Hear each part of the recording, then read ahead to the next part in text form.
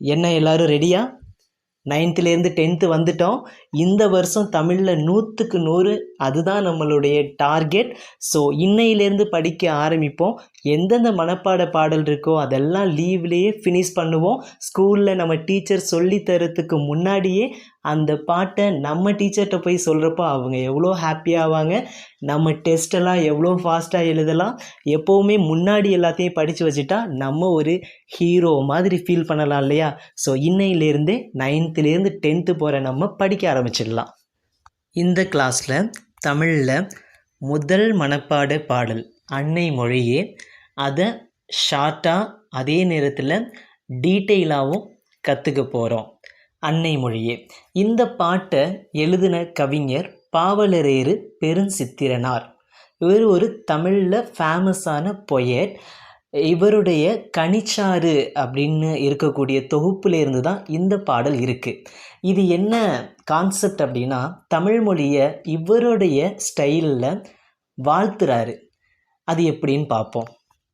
அன்னை மொழியே அழகார்ந்த செந்தமிழே, அதாவது தாய்மொழி. நமக்கு அன்னைனா என்ன?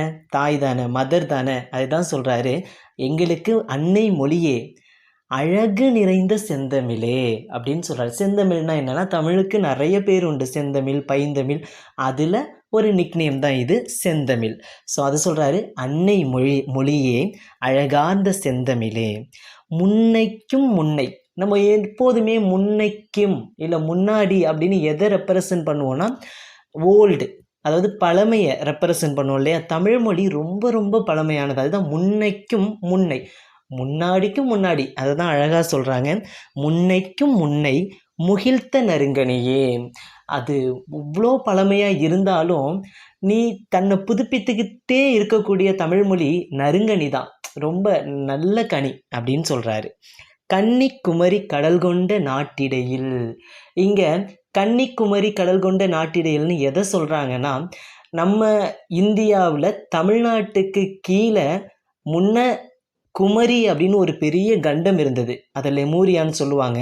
அந்த குமரி கண்டத்தில் முதல் மனிதன் தோன்றினதாகவும் அந்த முதல் மனிதன் பேசிய மொழி தமிழாகவும் சொல்கிறாங்க. அதை தான் சொல்கிறாங்க கன்னிக்குமரி கடல் கொண்ட நாட்டிடையில். உங்களுக்கு தெரியும், இப்போ தமிழ்நாட்டுக்கு கீழேயே கடல் தானே சுற்றிலும் இருக்குது. அப்போ அந்த குமரி கண்டமும் கடல் கொண்ட நாடு தான். அதை தான் சொல்கிறாங்க. மன்னி அரசிருந்த மண்ணுலக பேரரசே. மன்னி அரசிருந்த அப்படின்னா ஒரு நிலையா, சரியா, ரொம்ப ஸ்டேபிளாக அப்போ ஆட்சி செஞ்ச இந்த மண்ணுலக பேரரசே அப்படின்னு சொல்கிறாங்க இல்லையா? பேரரசேனா மிகப்பெரிய அரசாங்கமே தமிழ்மொழி நடத்துனுச்சு அப்படிங்கிறத இங்கே சொல்கிறாங்க. அதுக்கப்புறமா ரொம்ப அழகாக சொல்கிறாங்க, தென்னன் மகளே. தென்னன் மகள்னா நம்ம தென்னாடு. தென்னாடை யார் ஆட்சி பண்ணா? பாண்டியர், சேரர், சோழர். அதில் இங்கே தென்னன்னு பாண்டியனை சொல்கிறாங்க. அந்த பாண்டிய மன்னனுடைய மகளாக தமிழ் இருந்ததா சொல்கிறாங்க. திருக்குறளின் மாண்புகளே. திருக்குறள், இவ்வளோ புகழ்மிக்க திருக்குறள், உலக பொதுமறை, அது எதில் இருக்குது? தமிழில் இருக்குது. இன்னரும் பாப்பத்தே.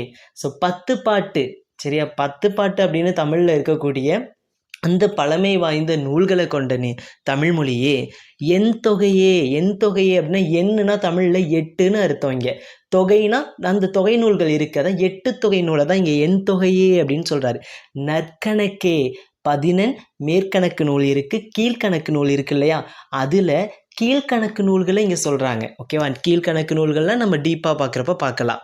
மண்ணும் சிலம்பே. மண்ணும் சிலம்பேனா என்னது? சிலப்பதிகாரம். நீதானே, தமிழில் தானே இருக்குது. மணிமேகலை வடிவே. சிலப்பதிகாரத்துக்கு அடுத்தது 50 காப்பியங்களில் இன்னும் ஒன்று மணிமேகலை. ஸோ இரட்டை காப்பியங்கள்னு சொல்லுவாங்க, சிலப்பதிகாரத்தையும் மணிமேகலையும். அதை தான் இங்கே சொல்லியிருக்காங்க. மண்ணும் சிலம்பே, சிலப்பதிகாரமே, மணிமேகலை வடிவமே. ஸோ அடுத்து பாருங்க, வடிவேன்ட்டு. முன்னும் நினைவால் முடிதால வாழ்த்துவோமே. இத்தனை சிறப்புகளை கொண்ட ஒன்றை நாங்கள் முடிதால வாழ்த்துவோமே அப்படின்னு சொல்லியிருக்காங்க இல்லையா? அதாவது அடிபணிந்து வாழ்த்துவோமே அப்படின்னு இந்த பாட்டை முடிச்சிருக்காங்க. ஸோ இதில் தமிழ் மொழியை பாவலரேறு பெருஞ்சித்திரனார் அவருடைய ஸ்டைலில் இது நம்ம மனப்பாடமும் செஞ்சிட்டோம். ஸோ ரொம்ப ஹாப்பியாக இருப்பீங்க. இது இல்லாமல் ஏதாவது உங்களுக்கு